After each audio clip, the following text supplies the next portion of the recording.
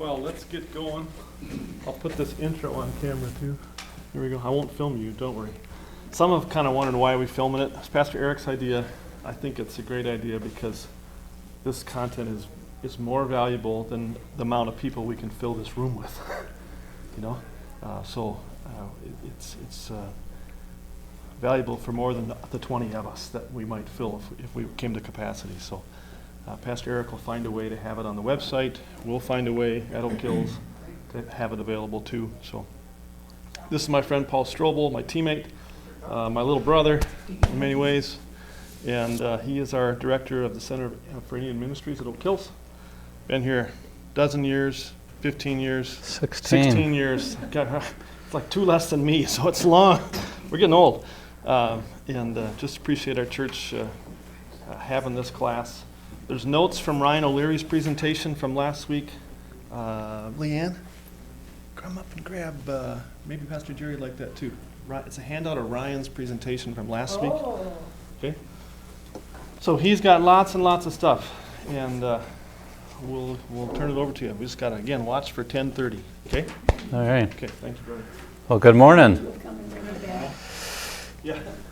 As Jim has said, I've served with Oak Hills for 16 years now, and a lot of you know some of my testimony, how I grew up as a young child in the Red Lake Reservation. And I didn't have a real perspective about Native American people. I was too young to understand. A lot of time I was targeted because of my lighter skin. And when my dad moved us to Arkansas from there after I was 12 years old, I was jumping up with joy that we're out of here and I'm never coming back. And you know, God is a great God you never say no to. And it's ironic when I look back at my life and my testimony that my experience in Red Lake and some of those challenges and thinking I'm moving on and being invited to a Native American family camp at age 16, God uses the very people that I misunderstood and really had anger towards to reach me for Jesus Christ, because that summer many different tribal people gathered, and as my eyes were open to the gospel, my great need for a Savior, and God used natives to reach me for Jesus Christ. And eventually He calls my wife and family and my kids back here to Minnesota to work with the very people that I grew up with. But I get excited when Free Church of Bemidji, every year, they've been doing this for quite a while now, I think way back when James Moses was still alive, of raising awareness about our Native American neighbors. And I appreciate that because we don't want to forget. And what does that look like to have a relationship with our Native American community and not forget them?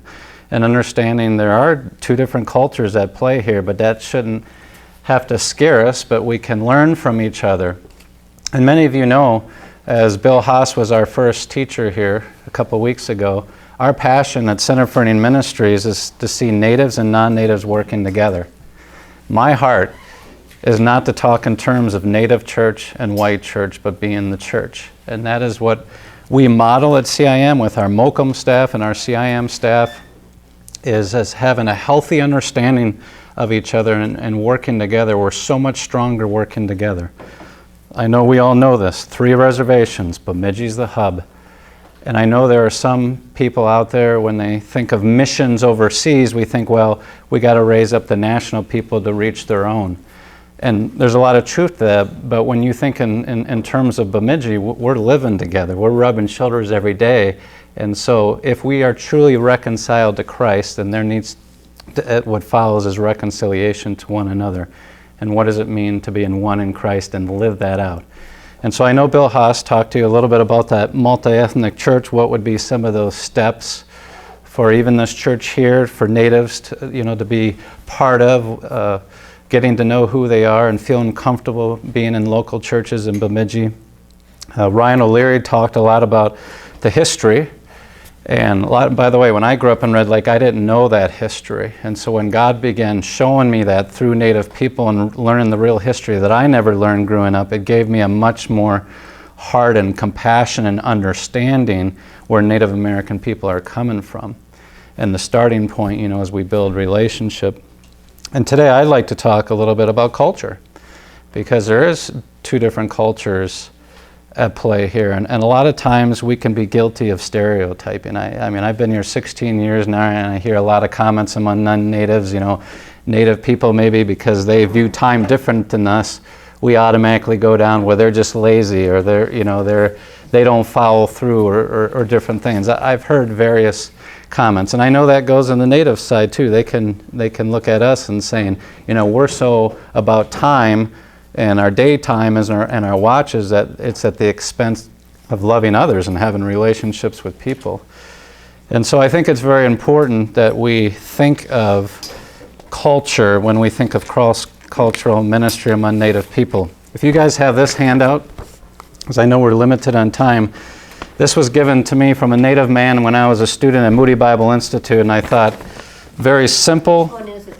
the one on cross-cultural evangelism to Native Americans.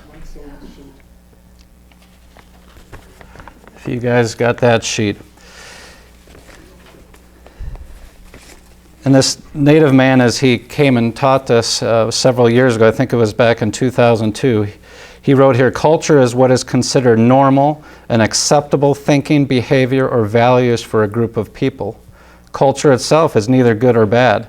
Culture is simply what defines you as part of a people, tribe, or nation. There are good and godly aspects of your culture, and there are bad or evil aspects of your culture, but everyone is part of a culture. But when you belong to a dominant culture, and that's us, as we think of our predominantly white nation, although that's changing as the more the world is coming to America. But think about that. But when you belong to a dominant culture or part of a majority, you may not be aware that there are other ways of looking at life. When we come into contact with someone from another culture, our first reaction is usually, I'm right and you're wrong.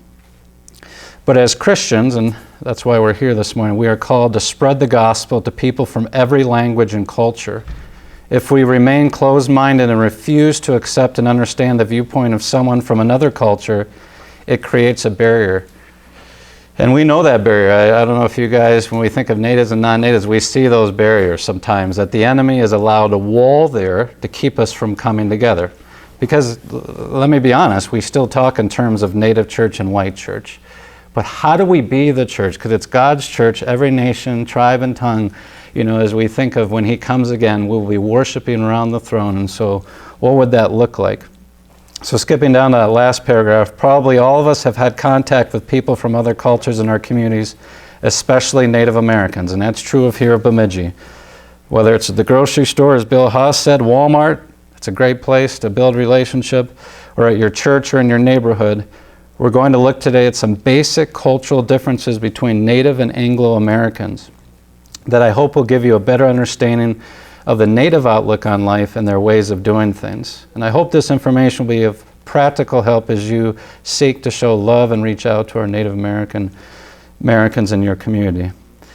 So, number one, give it time.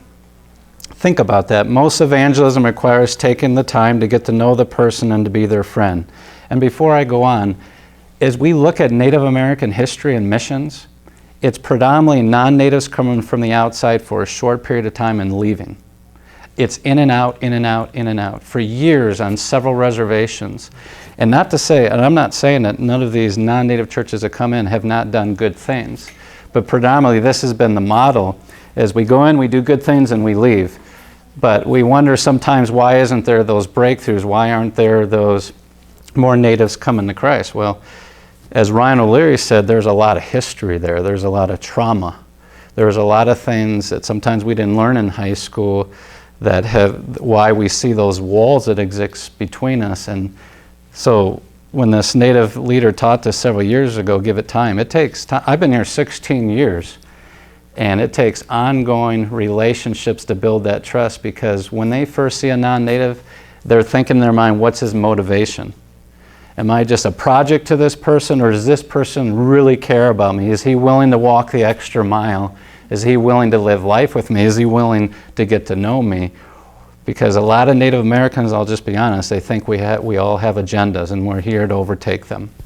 And so we got to think about that when it comes to cross-cultural ministry. Give it time. You will have to be willing to put time and effort into forming a relationship with the natives in your community so that they will know that they are more than a charity project to you and that you truly care about them as individuals. The more time you spend getting to know a person, the better you will understand where they are coming from and the easier it will be to build bridges and share the gospel with them.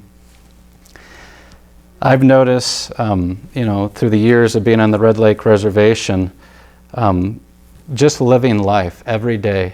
And a lot of times, sometimes it can take a long time, but then as you live life together and as you're there, maybe they've lost a loved one and you're there with them and you're there during those strategic times of their life. It's amazing how God begins opening doors when they see that you're real and they see that you genuinely care and that you want to be part of their lives. It's amazing as God, through time, they'll begin opening it up to you. I'll share this with you. Dr. Rasher, who's a non-native who grew up with, he was a Moody professor for like 30 years. He grew up with Native American people. Before he came to Christ, he was from Oklahoma, who was studying to be a medicine man. And then Christ radically changed his life. And he trained many people at Moody that are in the mission field and Native missions today, back in the day. And he used to share this story with me because he knows I'm a talker. And he knows that's going to get me in trouble in the Native American community if I don't understand how to listen. And I still have to remind myself and catch myself because I'm so quick to speak. And he says, Paul, there was a medicine man when he was new in the faith that he knew that would never talk to another non-native. And Dr. Rasher wanted to meet this guy. And this guy was, as he shared this story, he was up on this big hill overlooking his tribal area. And Dr. Rasher went up there and he just sat down. And as white people, we are so uncomfortable with silence. We are. But he sat there and he waited and he waited and he waited. And he said he waited for like part of a day. And finally, this medicine man began sharing his story. And a lot of us won't wait to that because we are uncomfortable with our white culture when it comes to, think about prayer meetings and gatherings, when there's just a few seconds of silence, whoever's supposed to close is going to close, because to sit there in silence for a long time is uncomfortable sometimes for a non-native culture. But for natives, that's everything. And are we willing to wait and listen and to hear from them? And it's amazing how relationship can begin, because they're used to us coming in and having all the answers instead of learning who they are. Number 2, be willing to adapt. Ask God to help you to be flexible and to make any changes necessary in your behavior in order to better relate to Native Americans. And we know 1 Corinthians chapter 9, verses 19 through 22 says this. Paul says, "For though I am free from all, I have made myself a servant to all, that I might win more of them. To the Jews I became as a Jew in order to win Jews. To those under the law I became as one under the law, though not being myself under the law, that I might win those under the law. To those outside the law I became as one outside the law, not being outside the law of God, but under the law of Christ, that I might win those outside the law. To the weak I became weak, that I may win the weak. I have become all things to all people, and that by all means I might save some. I do it all for the sake of the gospel, that I may share with them in its blessings." I tell you, when I moved back, I think it was 2004 in January, and even though training and some of this stuff, but actually going back and living that out, there's a lot of adapting you have to do. And I'll give you one scenario. Funerals, all right? I've been to a lot of non-native funerals, and there's an order to it, and they might have the viewing before the last viewing before the funeral, and but it's usually short, and it's usually not long, when we're together. But man, the first time I went back to Red Lake, and even though I was a kid, I had forgotten some of this, and going back and for wakes, I mean, we're talking all day that someone is there with the body, and no matter what, it always seems in the Native American community, it always will be an open casket. Even during the school shooting of Red Lake 14 and a half years ago, open caskets. And you learn a lot about Native people by going to a funeral. You learn a lot about Native religion and some of the traditions and so on. But as someone is by that body the whole time, and then every night there are 2 nights of the wake, there's always someone sharing, there'll be music, and there's always a feast and a time of coming together and remembering. And it's so contrary to our non-native funerals when you go to one and what happens. But you have to adapt and be flexible. You know, I'm telling my wife, I'll never forget, because I had to do my first funeral, my first year here, and I'm like, well, I'll be back in a couple hours, and you know, I'm leaving first thing in the morning. I didn't get back till like midnight, and she's like, what happened here? Because we have to be willing to adapt, and Native culture is so much different, and there are many people. You know, you might, when you give an opportunity for people to share, leading up to those wakes, sometimes hardly anyone will share, and then you're thinking when the funeral happens and you ask, does anyone have anything else to say? You're thinking, well, no one's going to share, because up to this point, not much has happened, and then all of a sudden, one by one, and hours are going by of just sharing their lives with people. And so the question is, are we willing to adapt? Are we willing to think outside of ourselves and our culture and what we know to be true, to learn from another culture, and to really come alongside Native American people? So being willing to adapt means not only changing your own behavior as necessary, but also refusing to be offended by another person's behavior. In 1 Corinthians 13:5, Paul says that love is not self-seeking, it is not easily angered, it keeps no record of wrongs. When you are reaching out to someone from another culture, there will be things they do that irritate or frustrate you that you will find hard to understand and accept. But for the sake of the gospel, you just need to make a decision that you will not be put off easily, and that you will be their friend no matter what. And lastly, here in your sheet number 3, give them the respect of an equal. Every person from every culture is a unique individual made by God. We show respect for Native Americans when we take time to find out where each individual is coming from and what he or she believes, instead of assuming they will be a certain way simply because they are Native. And again, Natives, a lot of times we'll look at non-Natives, they're coming and going, and the non-Natives coming in and doing everything. It's when we think of missions, and our mission tactics have to change. And this is my philosophy of any non-Native group from the outside that wants to come, whether it's to Mokum, Red Lake Reservation, or Cass Lake, working with the Native American believers, is that we want it to go both ways. That if you're going to come to us, and I tell people that come to Mokum and want to do this, that we want to bring our Mokum students or some of our Native staff, and we want to go speak into your church. And then if you have needs or opportunities, that we can come and serve you. And keeping that relationship equal, because so many non-Natives come in and take over. And we might not mean that, and we might mean well, and we have these VBS curriculum that we have to get out, you know, and that we studied and we prepared for. But have we ever thought about, and by the way, there's an organization called Youth Works. If any of you are familiar, they come every summer to reservations. They were in Cass Lake last year, and they've been in Red Lake for years. They do great things. There are people from different denominations. They're usually high school, college kids, and they're painting houses, and they're doing construction. But we have to think long term, you know, in and out and doing these things. But how do we come alongside? How do we teach? It's the whole concept of giving man a fish versus teaching a man a fish. So you're teaching them for a lifetime. But think about in terms, as non-Natives, we always think we have to have the answer. Well, if we meet a Native, well, I got an answer for you. You know, they start sharing their life, and we immediately want to fix things, instead of coming in and learning. I'll tell you, when God finally opened my eyes, I'm at Moody, and I got involved at the Native American Indian Center, and these elders that were there, and we would serve.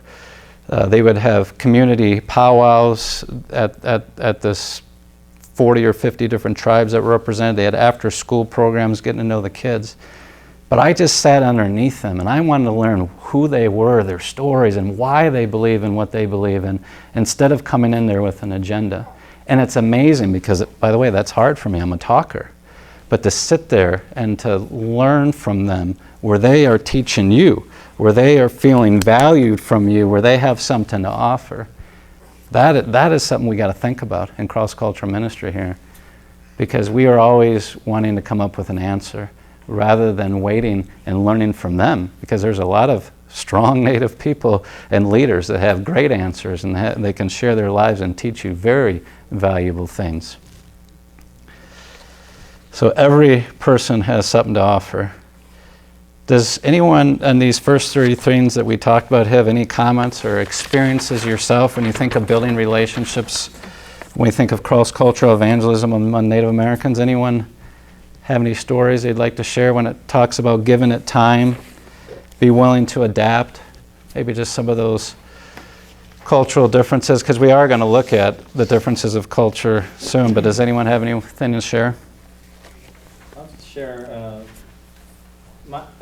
my experience. I was a Peace Corps volunteer in Paraguay, and their race, if you want to call it that, is kind of a mixed race with Europeans with the indigenous Guarani Indians that were there, or that they still are there. But yeah, so there's a lot of the similarities. What I found is similar to what you're talking about. Where I was there for 2 years, but they send you into a town, you live there, but you certainly aren't there to tell them what to do, especially at the time I was like a 23-year-old kid.